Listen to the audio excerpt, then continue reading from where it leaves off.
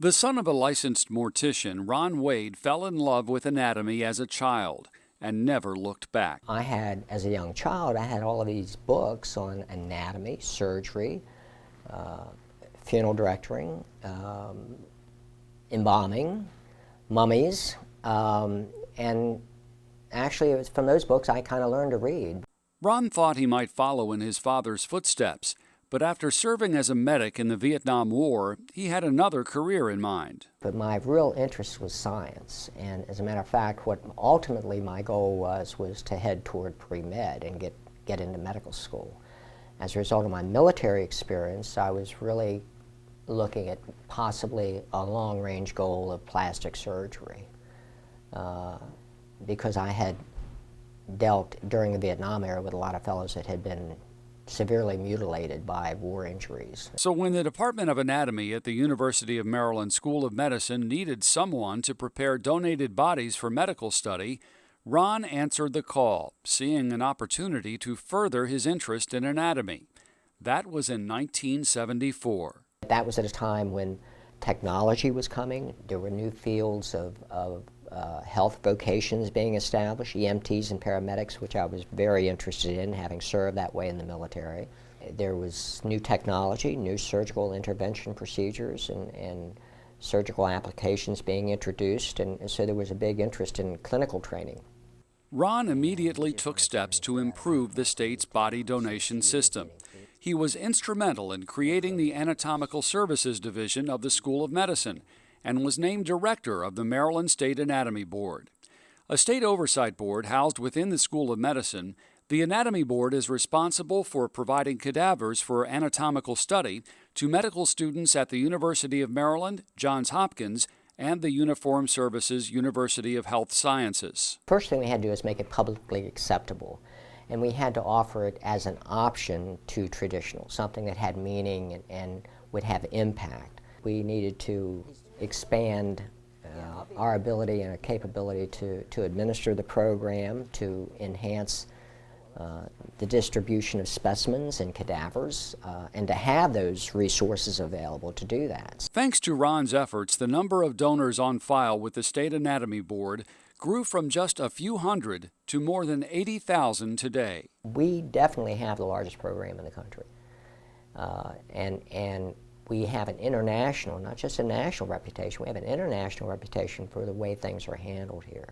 Ron's top priorities have always been to protect public health and ensure peace of mind for the donors and their families. The donor has to feel comfortable that he's doing a good thing, that it's going to be decent, respectful in the handling of the body, but ultimately that good is going to come from it. That's really important when someone donates their body. They want to know that good is going to come from this donation, the gift they've made. And every year, the gift of body donation is honored in a special memorial ceremony for the donors and their families at a dedicated gravesite on the grounds of the Springfield State Hospital. The ceremony provides closure for families and an opportunity for medical students to give thanks for the knowledge gained from a donor's gift. There's a reliance that the body is going to be treated in a decent, dignified, and respectful way. This person is given their body to study. And so the handling of the body with all due dignity and respect is vitally important. Ron's interest in Egypt and the history of body preservation led to a lifelong study of mummification and its connection to modern medicine. Ron has worked to ensure the preservation of the Burns collection. These historic mummified medical specimens, which originally came to the School of Medicine in 1820, are now on display in historic Davidge Hall. We have retained the collection, and we have put a display in here to show the evolution, if you will, of specimens and preservation of learning anatomy of the heart. And one of the specimens is a heart that was done by Alan Burns, and it was salt and sugar cured and dried, and you'll see that it's also red and blue, and that's actually done by mortar. There's actually a cement mortar that's filling the vessels up. In 1994, Ron mummified a human body, using the exact tools and techniques of the ancient Egyptians. The mummy has been featured in numerous television documentaries and museum displays around the country.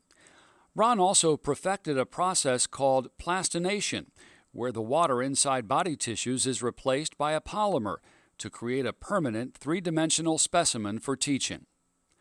One of Ronn's greatest accomplishments is the establishment of the Clinical Surgical Study Lab, a state-of-the-art training facility for physicians, surgeons, EMTs, and paramedics. It's a multidisciplinary kind of a lab. We have everything from general surgery to all the specialty surgeries, from shock trauma, reconstructive surgery, plastic surgery, ENT. They did a full face transplant here, and they practiced that surgery for 3 years here before they actually did the surgery. And we had teams of different specialty surgeons in there practicing what their part of that surgery was going to be. The Clinical Surgical Study Lab is the culmination of Ronn's dedication and commitment to medical education and research. What I ultimately wanted to do when I came was plastic surgery, and to enhance all of that.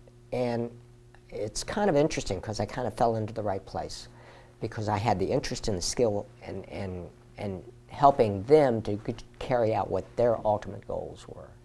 Ronn never became a plastic surgeon, but he remained at the School of Medicine for 44 years, pursuing his passion for anatomy and body preservation for the benefit of the living. Ultimately, the end point is a patient. So, that's what you feel good about. It's like that country song, it's not what you have when you're here, it's what you leave behind when you go. It's all good, it really is.